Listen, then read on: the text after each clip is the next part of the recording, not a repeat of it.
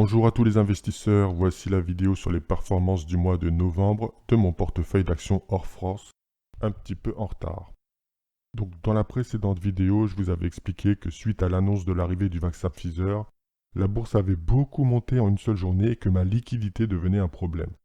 J'ai donc cherché des investissements en France mais également hors France et ça a été plutôt compliqué, je dois bien vous l'avouer.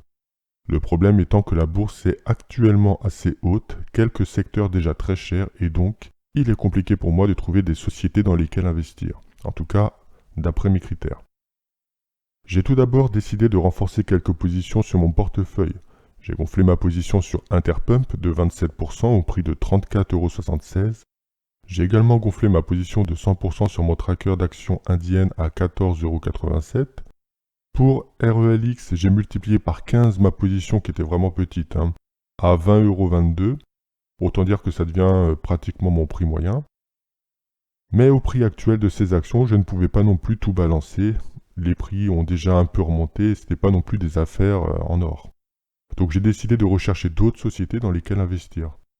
J'ai trié ma recherche pour trouver des sociétés ayant un passé solide avec un nom connu, leader dans leur marché, et j'ai écarté les autres. L'idée étant de se dire si les marchés sont hauts, le risque d'une correction s'accroît. Le mieux étant de prendre le moins de risques possible et donc d'investir dans une ou plusieurs sociétés qui existent depuis longtemps et qui assurément existera encore demain.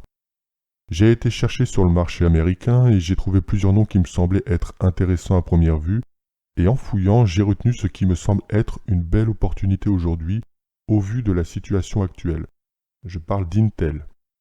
Intel Corporation est le premier fabricant mondial de semi-conducteurs avec entre autres les microprocesseurs, puces et cartes mères destinées aux ordinateurs. En ce moment, Intel passe un très mauvais moment. Son concurrent AMD prend de plus en plus de force au détriment d'Intel et Apple et Microsoft commencent à se séparer d'Intel également. Pas que ceci va impacter énormément leur chiffre d'affaires, mais cela a un certain poids non négligeable. En d'autres termes, la concurrence s'accentue et Intel passe vraiment une mauvaise passe. À mes yeux, il n'existe que deux moments pour entrer sur des titres pas trop chers, en période de crise mondiale, comme avec la Covid par exemple, ou alors en période de crise pour l'entreprise.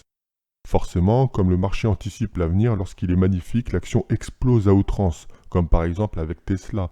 Et lorsqu'il se noircit vraiment, l'action perd beaucoup de sa valeur par anticipation des résultats moins bons de demain. Donc l'idée est de dire qu'actuellement, Intel est dans une situation de plus en plus inconfortable et que le prix de l'action aujourd'hui reflète l'aggravation qu'il devrait y avoir demain. Mais une entreprise ne reste pas figée et il ne fait aucun doute qu'Intel va réagir à tout ça. Du coup, le prix d'aujourd'hui me semble en tout cas bien trop bas comparé à la situation actuelle et je décide d'investir dessus. Intéressons-nous au bilan maintenant. Depuis 2016, le chiffre d'affaires de la société a progressé de 15%, le résultat net de 94%, donc c'est très positif. Les capitaux propres, quant à eux, ont progressé de 33% et la dette est maîtrisée. C'est important que la dette soit maîtrisée car la société étant dans le dur, elle va devoir réagir et très certainement s'endetter pour faire de nouveaux investissements. Regardons maintenant le graphique en nous mettant sur les 5 dernières années jusqu'à fin novembre. On s'aperçoit de suite que ça va pas. La progression de ces résultats ne se reflète pas du tout. Nous avons un titre qui fait du surplace depuis 2018 jusqu'à aujourd'hui. Une tentative de casse par le haut s'était amorcée juste avant la crise. Et là où c'est intéressant, c'est que malgré la crise, le titre a simplement retrouvé le point bas de cette zone de range débutée en 2018. Je l'interprète comme le fait que déjà à ce moment-là, le titre n'est absolument pas cher. D'ailleurs, on peut voir que malgré la hausse des résultats d'Intel, le titre se paye au même prix qu'en début 2018. Beaucoup de choses qui me font penser qu'aujourd'hui c'est vraiment pas cher. Ensuite, quand tout allait mieux sur les bourses du monde entier, le titre a rebondi comme partout et a tenté à nouveau de casser par le haut son range. Jusqu'au moment où les mauvaises nouvelles se sont mises à fuser avec les partenariats qui vont cesser avec Apple tout d'abord. Le titre se met à retourner dans son range, touche le plus bas avant de rebondir à nouveau. Mais aujourd'hui, nous apprenons que c'est au tour de Microsoft de se séparer d'Intel. Donc ça va quand même plutôt mal.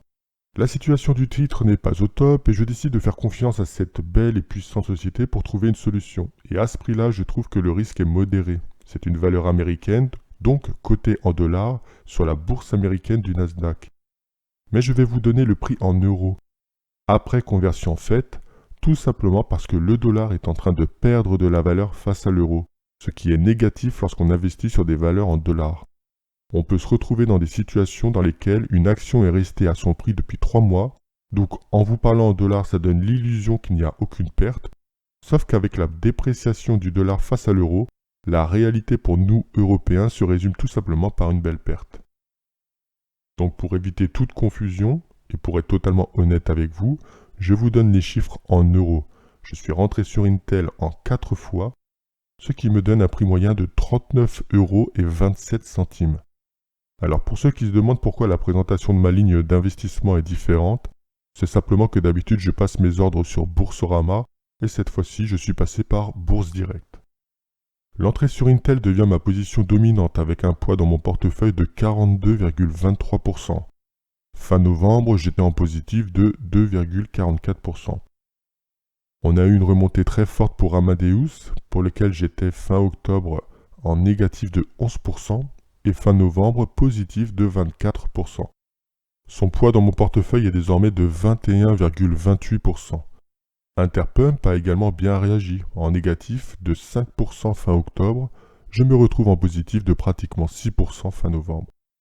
Pareil pour mon tracker d'actions indiennes, je suis passé de moins 1,40% à plus 4,33%. Eterna est passé de 4,45% à 3,29%. RELX, pour lequel j'ai vraiment multiplié ma position, donc par 15, j'étais à moins 9% et aujourd'hui je suis à moins 3%. Du coup, le poids de mon portefeuille d'actions hors France passe de 8,13% à 20,16%.